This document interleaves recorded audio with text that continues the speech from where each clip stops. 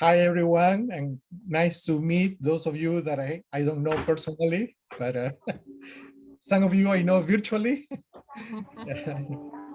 Good to see all of you. Yes, indeed, ladies and gentlemen, good morning, good afternoon, depending where you are. Thank you for joining us for this seminar on illiberalism in Latin America, organized by the Illiberalism Studies Program at the Institute for European, Russian, Eurasian Studies at GW that I'm leading, and our Latin American and Hemispheric Studies Program that Diego is running. And we are both really happy to have you with us.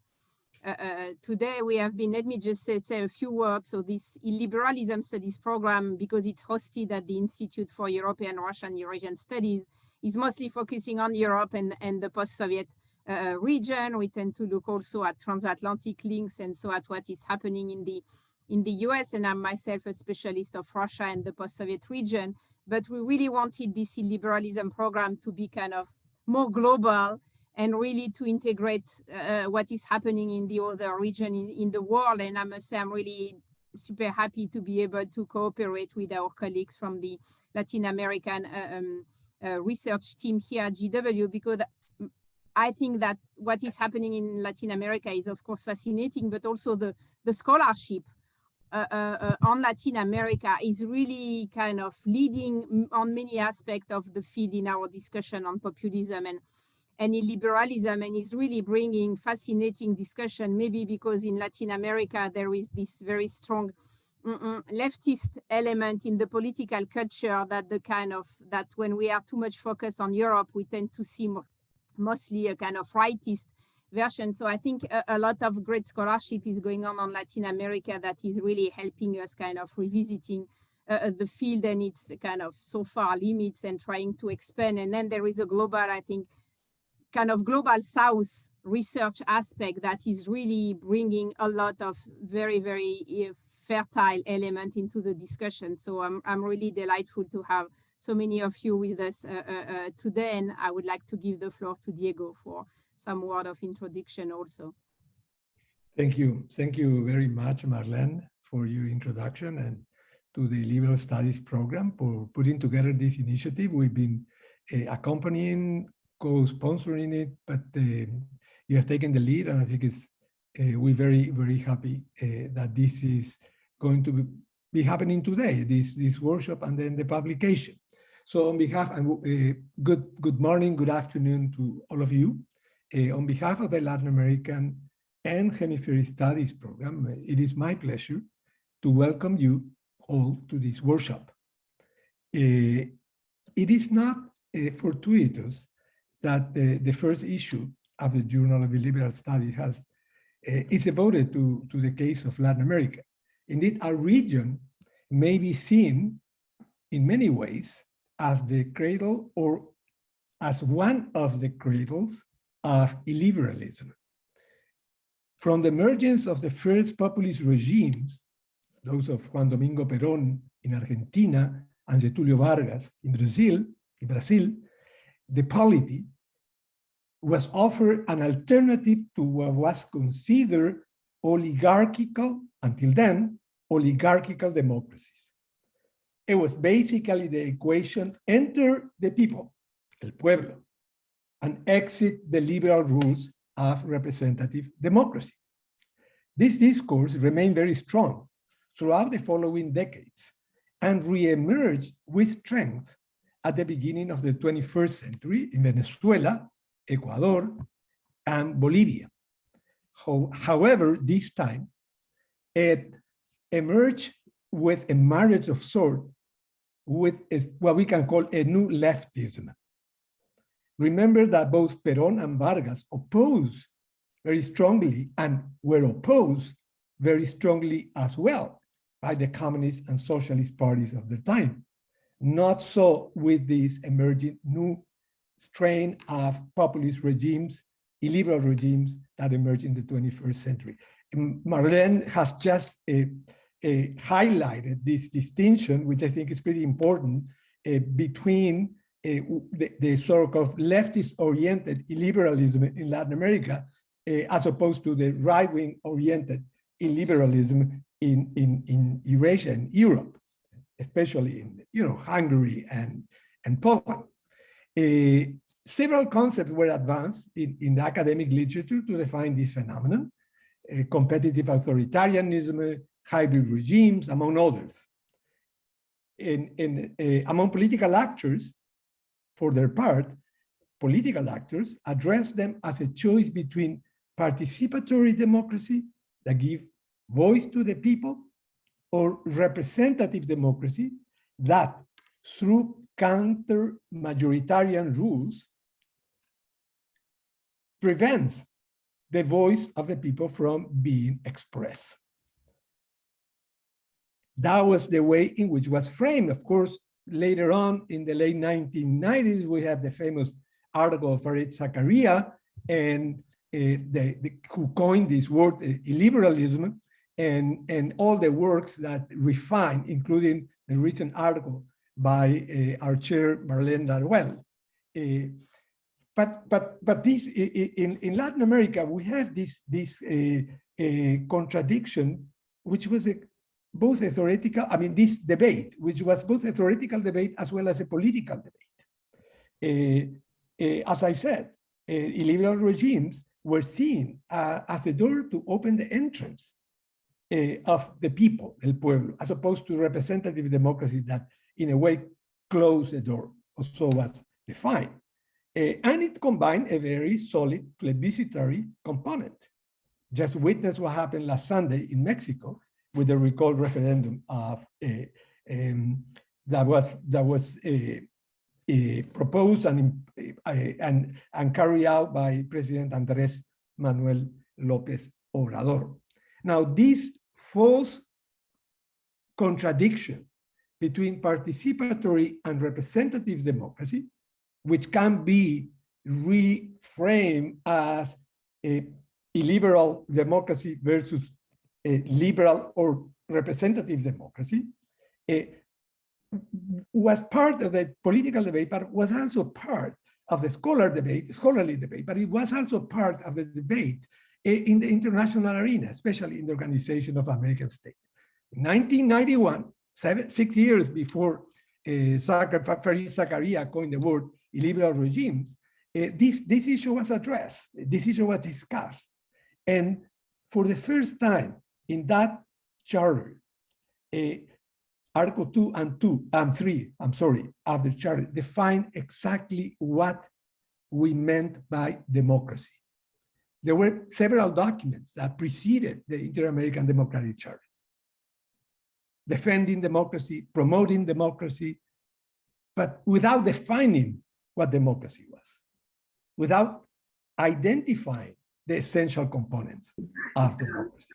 And that is exactly what the charter in chapter 2, but essentially in chapter 3 does. And I think it's a very important contribution to the relations between countries in Latin America, inter-American relations, as well as the scholarly debate and the political debate. It defines clearly that representative democracy is what we have in mind when we speak about democracy.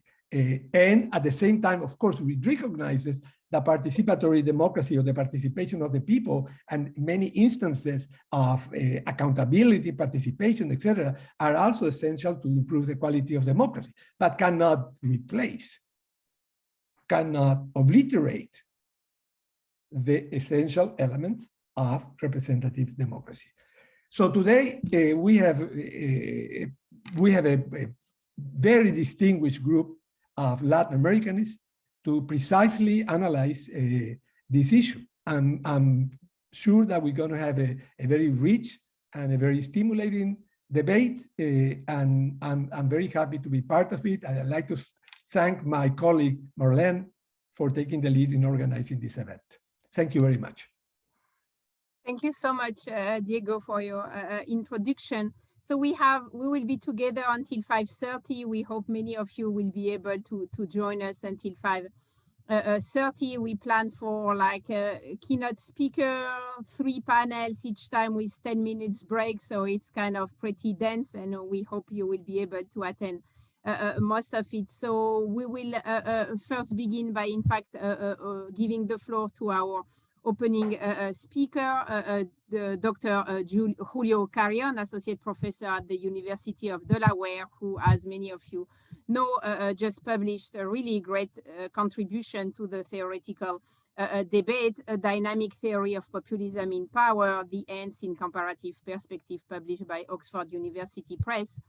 And so I will now give the floor to Julio for a kind of broad overview of populism, illiberalism, popular sovereignty in Latin America. We will have time, hopefully, for a few questions, and then we will do a first break at 12:50 for just a few minutes before opening the first panel. Julio, the floor is yours. Thank you very much. I promise I'll speak between 15, no more than 20 minutes. I just marked my clock here to start me at 12:30. I need to share, I should be able to share my screen. Let's see. I'm gonna do it. I'm gonna try with PDF because sometimes it's easier. Can you see? Okay, perfect. So let's just go straight into the presentation. But before I do that, let me just thank again Marlene, Diego, and then of course John, who has been managing all of these papers and dates and all of that. So I'm very grateful that you're giving us the space to reflect about something that Diego introduced so well. I mean, I could just say ditto and stop there, because basically what I'm going to say is just go a little deeper into what he said, and I agree 100%. And I think that this opportunity give us that the space and the time to reflect about the connections between populism and illiberalism, which I see as twin brothers or twin sisters. Illiberalism is a little bit more of an ideological articulation of what populism is. Populism understood more as a political strategy than a set of ideas. I think in many cases, populism borrows from the illiberal playbook, ideological playbook, to articulate their views. So I'm really happy to be here. So let's see if I can, perfect. So the rise of global populism and populism in general is forcing us really to revisit the conceptual debate over the components of liberal democracy, right? And until recently, we sort of, agree that liberal democracy or contemporary liberal democracies were the combination of these two dimensions, a liberal dimension associated with personal rights, individual rights, separation of power, check and balances, and a democratic dimension, which was basically the idea of popular sovereignty, right? That the people is the foundation of the legitimacy of a regime, because the regime rests on people's choice, right? The regime is founded on what people decide is going to operate as a political regime through their elected representative. And many, especially from the perspectives of somebody like Chantal Mouffe or Ernesto Laclau, sort of stress that liberal democracies were this uncomfortable combination of a liberal dimension and a democratic dimension, right? That somehow history has produced a regime that sits together these two strands or two pillars, as it is called, that they sit uncomfortably. That sometimes liberal democracies tend to stress too much the liberal component, and in other circumstances, they put the stress more on the democratic component, right? So that's what we're going to sort of articulate, and I'm going to join some people who actually challenge that view of liberal democracy as being part of this uncomfortable combination of the liberal and the democratic, right? So you all know that populism is a highly contested concept, right? There is no agreement on how to define it. There is no agreement on how to operationalize it. There is no agreement on many things.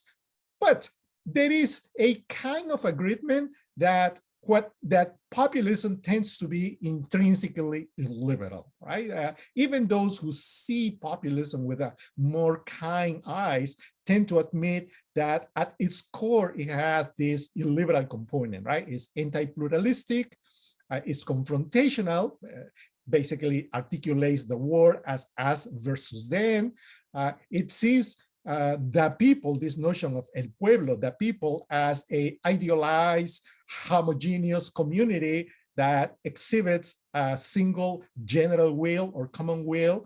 And in general, the way it defines people, it's exclusionary because there are some who are not considered part of that people. And it could be obviously the elites in some versions, it could be foreigners, it could be cultural elites, political elites, economic elites. The idea being is that the people is not all of us citizens who have a right to vote, it's just some of us. The majority, granted, but just some of us. And some parts of the citizenry are not part of this notion of the people. In that sense, obviously, populism rejects otherness. It's the core anti-pluralistic, illiberal notion of populism, right? Within that consensus, there is disagreement about how populism relates to the other dimension of liberal democracy, to the democratic dimension, right? And that's where some people believe that even though populism is illiberal, it tends to re-energize, to reclaim the liberal dimension, the democratic dimension, excuse me, the democratic dimension of liberal democracies, right? And it does it through, for a number of reasons. Populism, some believe, is the democratic dimension of representative democracy, right? And it sort of sits uncomfortably with the liberal dimension. Somebody like Laclau actually argues that populism is the very essence of politics, right? So if you define politics as, you know, the fight for imposing your political will, populism is really the very essence of politics. Laclau, of course, rejecting the idea of politics as bureaucratic or technocratic administration, right? Others argue that populism actually reclaims the popular sovereignty that liberal democracies usually offer, but frequently fail to deliver, right? I mean, Canavan is very well known for that view because she sees populism, liberal democracies, once again, as having this two phase, right? A redemptive phase, but also a more sort of bureaucratic phase. And populism sort of sits right there in the middle. And as Diego mentioned, populism has been seen in Latin America for many, many years as a fundamental democratizing force because it included people who had been previously excluded, right? So it seems to be that populism offers us a kind of a trade-off when it faces liberal democracy. Now, it will provide less liberalism, meaning more illiberalism, but at the same time, it will give us greater popular sovereignty, right? So that is at least what some people argue in relation to how populism relates to liberal democracy. Now, this view has been contested, and I'm going to join that contestation, right? And it comes from the work of somebody like Stephen Ramens, but also from Francisco Paniza, who actually challenge this traditional view of liberal democracy as comprising two pillars that sort of sit uncomfortably and fight for, you know, primacy within contemporary liberal democracies. Ramens, in a chapter in the Oxford Handbook of Populism, argues that there is no such a tension, that in reality, the liberal and the democratic are co-original components of liberal democracy. They are inseparable. They feed off each other. They need each other to operate in practice, right? He recognizes that he's not offering a historical account of how liberal democracies have come to be. He argues that what he's offering is a conceptual analysis of contemporary liberal democracies where the liberal component helps express popular sovereignty because they are all intertwined, right? And he bases his rejection of populism as a democratic force on populism's definition of the people, how the people is conceptualized. As I mentioned before, in populism, usually the people is seen as a homogeneous community that exhibits this single general will. He rejects that, which of course, it's the liberalism that is at the core of populism. Ramens and Panizza also argues that the notion of the people should be seen as a unity in diversity, right? It's the unity that consists of free and equal individuals, each one having his or her own versions of what is best for them, right? And to the extent that populism does not see people as this unity in diversity, populism is not only illiberal, but it's also non-democratic. That's the argument that Panizza and Ramens have. To that argument, I want to add the following, which is more empirically based, right? I want to add the argument that populism has the potential, not always, but sometimes it has the potential to actually deny people the most basic of their democratic rights, which is the right to exercise popular sovereignty through free and fair elections. So not only populism has an anti-liberal or illiberal view of the people, but under certain circumstances, populism actually denied the exercise of popular sovereignty if we understand popular sovereignty as the right to elect our leaders through free and fair elections, right? And of course, the argument is that popular sovereignty to exist in practice needs liberal constraints, right? Without liberal constraints, popular sovereignty is in great risk. And that's what my paper is basically all about. That's what I want to show, right? So the argument is that when populist leaders gain such power asymmetry that there are no longer effective constraints on their rule, they tend to deny people their sovereignty power to elect their representatives through free and fair elections. That's the argument that I want to pose in this paper, right? And the way I go about it is to look at the record of populist presidents in conducting national elections, both legislative and presidential elections, since 1979. I focus on 1979 because that's the year that marks the beginning of the third wave of democratization in Latin America, with the second round of presidential elections in Ecuador. The first round was held in 1978. But, I focus on 79 because that was the year that an actual president was elected in Ecuador. Obviously, some Latin American countries trace their electoral democracies before that year, Costa Rica, Venezuela, Colombia, but to avoid having way too many missing cases, I decided to start in 1979, which is sort of, conceptually a significant year. And when I study the performance or the nature of elections, I focus on two indicators that I take from the Varieties of Democracy project. One, which is an ordinal measure that assesses the overall quality of elections, and it's an ordinal measure that goes from 0, where is basically North Korea or Saddam Hussein's Iraq type of elections, to 4, which is liberal elections, and where 2 is the midpoint that signifies that even though there might be some contestation, there might be some participation, the outcome is actually ambiguous. We really don't know whether the elections were a faithful representation of people's choice, right? That's for one part of the paper. For the last half of the paper, I moved to the use of an interval measure, which is a composite index that summarizes a series of variables dealing with elections, right? The autonomy of the electoral agency, the absence or presence of electoral intimidation. It's a set of variables, and they are all comprised in this index that ranges from 0 to 1, where 0, once again, is like, you know, North Korea, and 1, it's Sweden, just to give you an example, and where 0.5 or below 0.5 signifies that elections cannot be described as free and fair, right? So that's, just keep that in mind.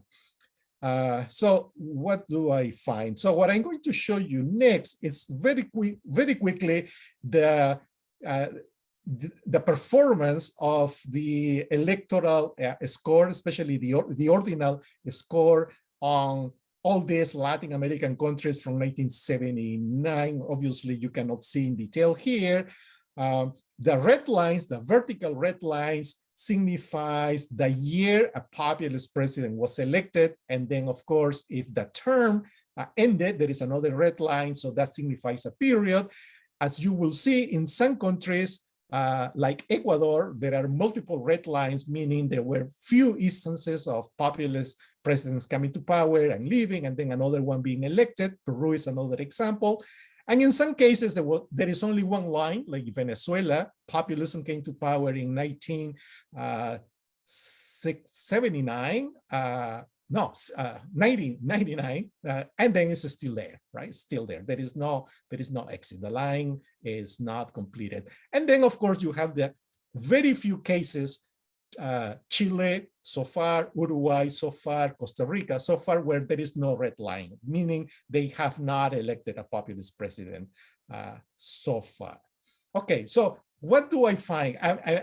This is obviously, I group the countries by sub-regions, the Andes, Central America, Southern Cone, and then Brazil and Mexico, because of, you know, the significance of those countries in the region. So what I find is that, first of all, that populism is quite frequent. As once again, what, you know, Diego mentioned, that populism has come to power in Latin America many times and since very early, and I need to run because I'm already getting to 20 minutes.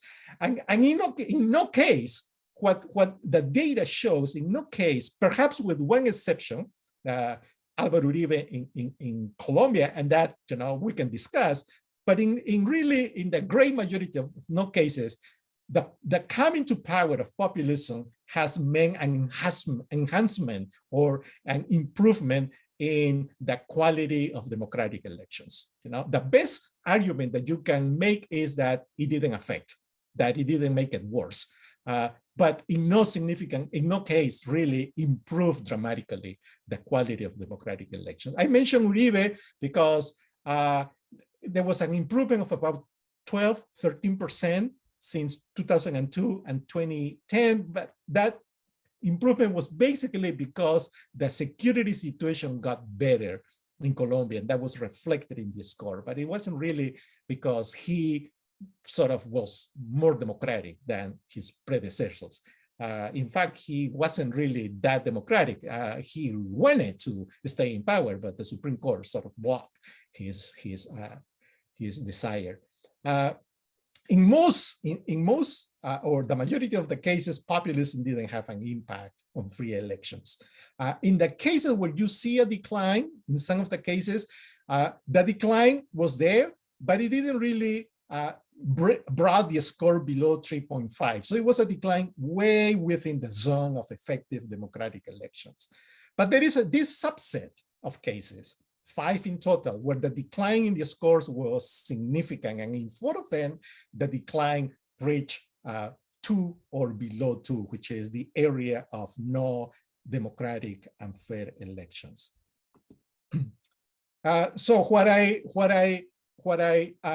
argue is that populism does not enhance popular sovereignty where it matters the most, right? In electing representatives in free and fair elections. If a country had free and fair elections before, the best case scenario that we can make for populism is that it's not going to make it worse. Unfortunately, that is not the case. There are some cases where unconstrained populist presidents tend to erase popular sovereignty by conducting unfair and non-democratic elections. Now, and what is that these unconstrained populist presidents have in common? Well, they are basically large, they have no or very few liberal constraints on their rule. Neither legislative or judicial constraints check their power. So this is basically populism rank amok. And when that happens, the quality of popular sovereignty suffers as a result. In fact, the record shows that the more liberal a regime, the greater the expression of popular sovereignty through free and fair elections as measured by the interval indicator, the Clean Elections Index, which is what I show, I'm going to show very quickly, right? So what you have there is the values of the Clean Election Index on the X axis, and on the Y axis, you have the values of the indexes for judicial constraints on the executive and legislative constraints on the executive. And then the linear fit, it's what is shown there. The regression analysis shows that the R square is 0.5 or greater, and it doesn't reach 0.6 in either case, but it's a significant, strong positive association. The more constraints on the executive, the more democratic and fairer the elections are, which I think it's important to stress that. Now, what is the relationship between popular sovereignty and unconstrained populism here? So to tease out, really to identify this subset of populist presidents who run governments that are largely unconstrained, I created a dummy variable to basically distinguish them from all other presidents, whether the others were populist or not, right? I'm just focusing on these really unconstrained populist presidents, Fujimori, Chavez, Maduro, Morales, Correa, and Ortega. And what I did was to plot this dummy variable over the Clean Elections Index over time and compare it with the performance with the other governments and see whether there was a significant impact. And there was. The contrast that you will see in a minute was quite significant. Free and fair elections decline over time, and that unconstrained populism falling below 0.5 in the index of clean elections. Whereas all other governments, the index actually improved over time, reaching in the last 10 years about 0.7, which is really, close to 1, which is the top value in the score. And you can see there, right? On the left, you have the evolution of this index over time under unconstrained populism. There was an initial increase, but then once these presidents gained power asymmetry, the indicator for clean elections collapsed. And then, whereas on the other cases, on the cases of all other governments, there was a significant improvement in the electoral index, but then it sort of plateaued. But it plateaued around 0.7, which is really not bad if you put that in comparative perspective. To finish, I argue that populism and illiberalism offer a false trade-off. There is no trade-off between the liberal dimension of the liberal democracy and the democratic dimension. They go one hand in hand. If one fails, the other fails. So there is no trade-off to take, right? There is no gain in popular sovereignty by reducing the liberal constraints on executive power. Worse yet, unconstrained populism leads to the complete erosion of popular sovereignty as manifested in the presence of free and fair elections. And obviously I'm focusing only in one particular dimension here, which is the exercise of popular sovereignty. But I'm looking forward to seeing the papers this afternoon where you discuss, the contributors discuss all the dimensions of the impact of populism and illiberalism on democracy that deserve attention, right? So campaigns to delegitimize elections by advocating invalid votes, for instance, that's an important aspect to add to this conversation.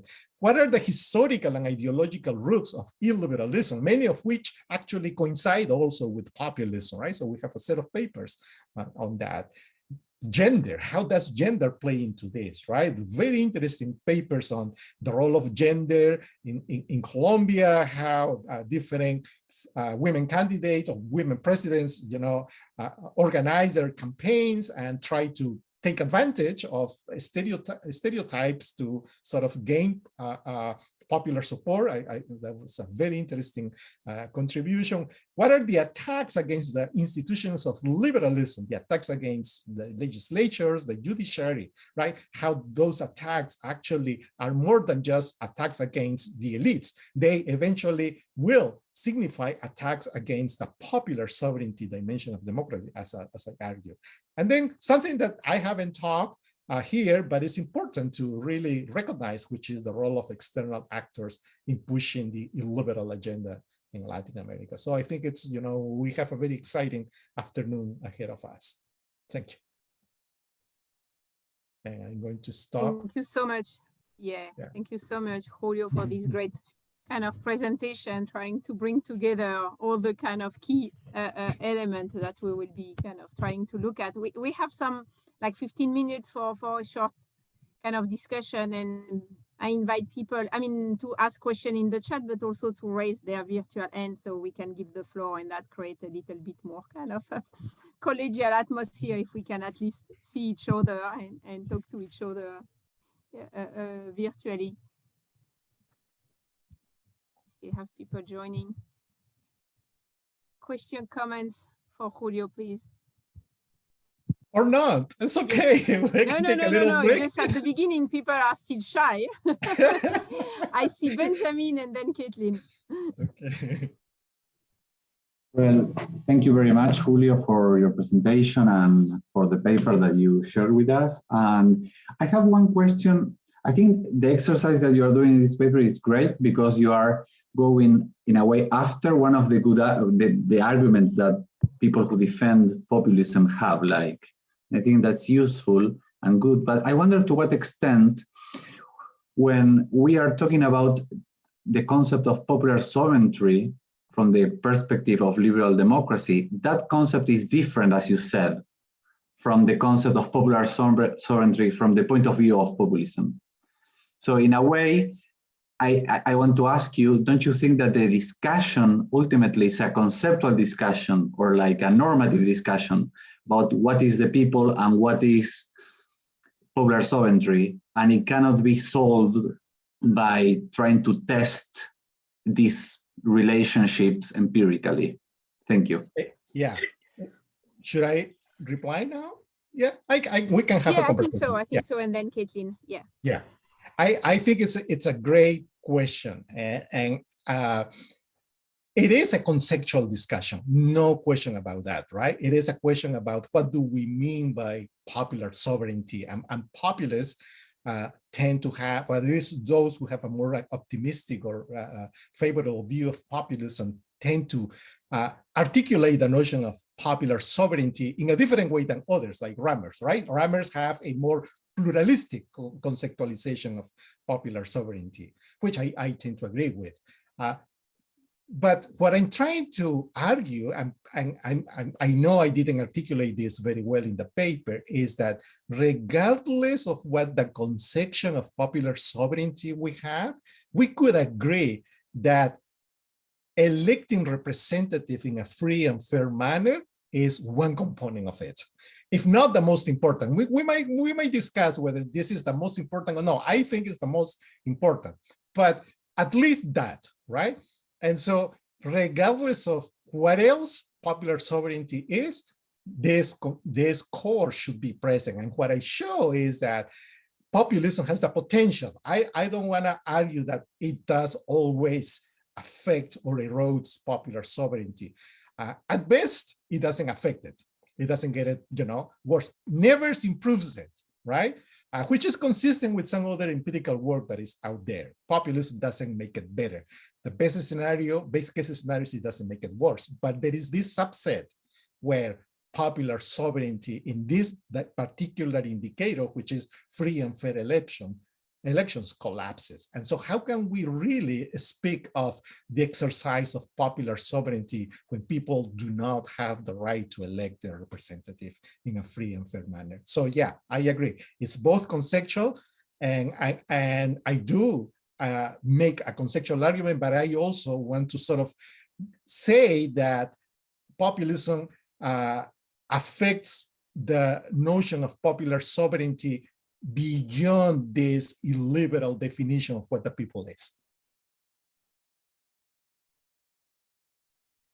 Wonderful, thank you. We had Caitlin and then Francisco.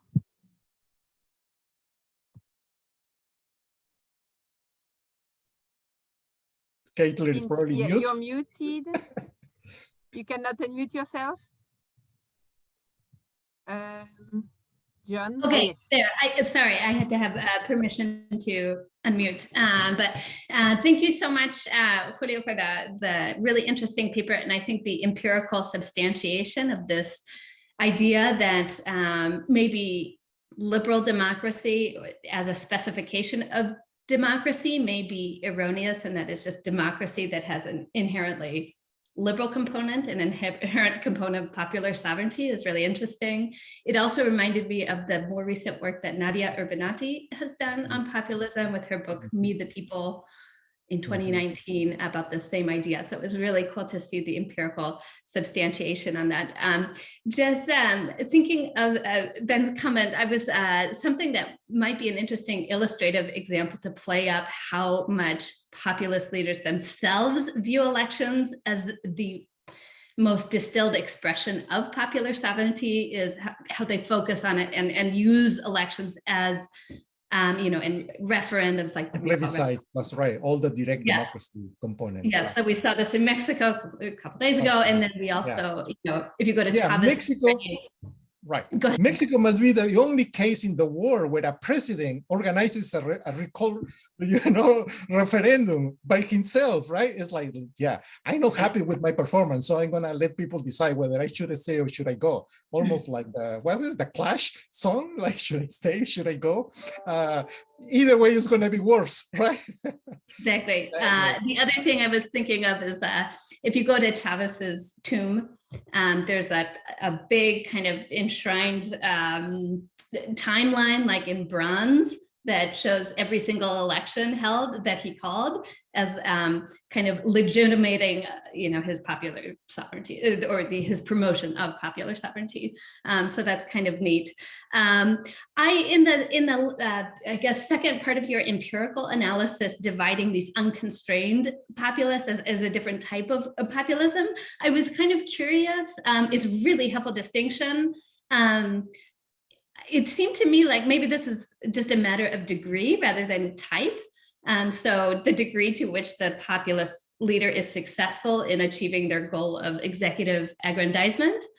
So it's wondering, just even empirically, if you kind of recast that as a continuous variable. I don't know if that's difficult, you know, measuring this might be kind of difficult, but if what kind of results we would see. And I guess I was thinking, is there a danger of tautologies here saying that basically the more authoritarian the populace, the more authoritarian the regime? But I think that the crucial distinction that you're making here is that the dependent variable is this dimension of popular sovereignty, right? So they argue that basically by being more authoritarian or by having this unconstrained executive power, they are advancing popular sovereignty, right?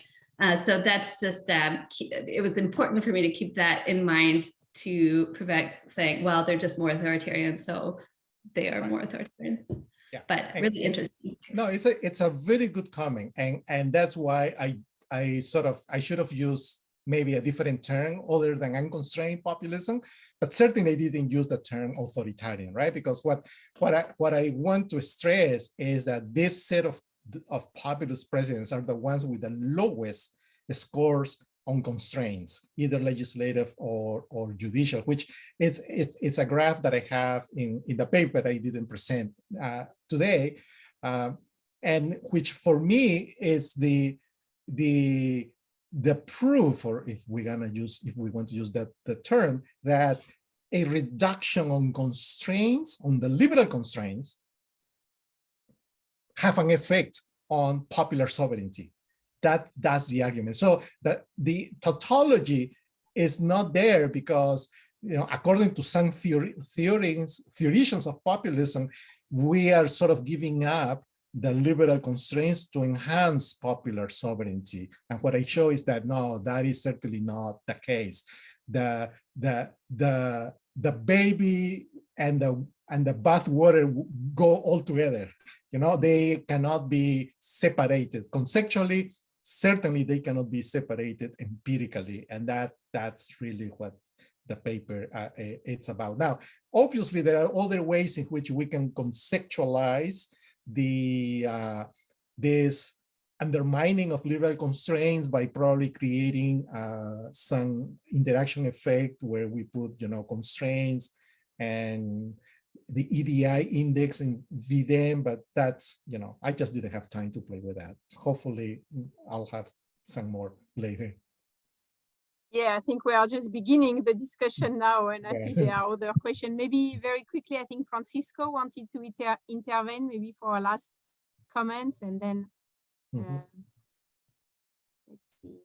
Thank you, Julio, for your presentation. It was very interesting. You used a category that is very interesting. You talked about populism unconstrained or without restrictions versus the populism with restrictions. No, that is very interesting because in Latin America, our representative democracies have had a coexistence with the populism, no? But maybe the difference between some kind of regimes versus others is that sometimes you have a populism with restrictions, no? Because you have a liberal weight that stop the consequences of a populism. Sorry, because my English maybe is not the best. No, it's okay. I understand perfectly. But I would like if you can talk more about that category because I think it's very interesting, no? To make a difference between both kind of populism. Thank you.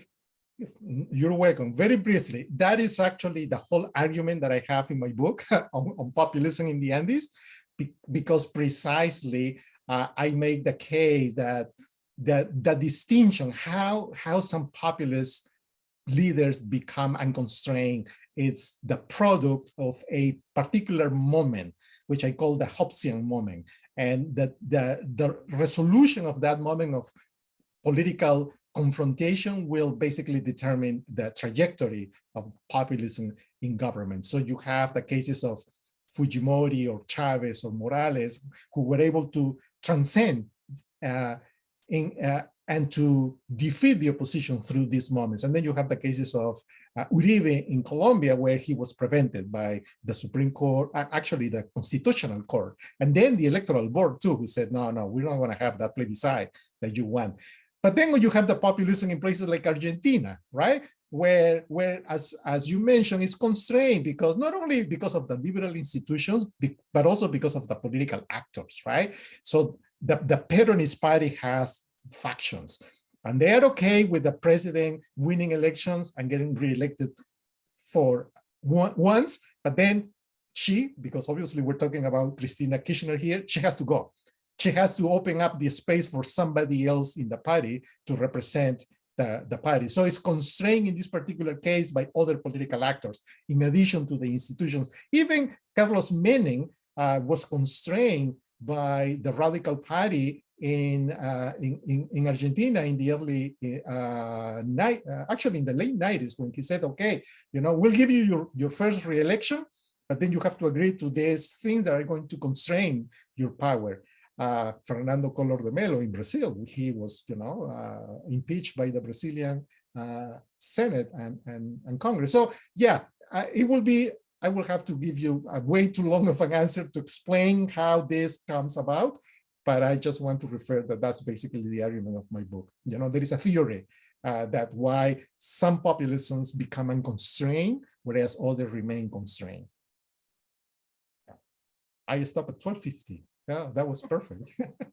That was perfect. So indeed, I propose we just take like really 10 minutes breaks to keep strength for the whole afternoon that we have in front of us. Thank you so much, Julio, for this really wonderful opening, and I can see how many questions and different direction will be growing. And then we reconvene in exactly 10 minutes to open the first panel, and Cynthia McClintock, our colleagues, is already there, so that's wonderful. So 10-minute breaks for some tea and coffee, and then we reconnect very soon. Thank you all. Thank you again. Yeah, we'll be here.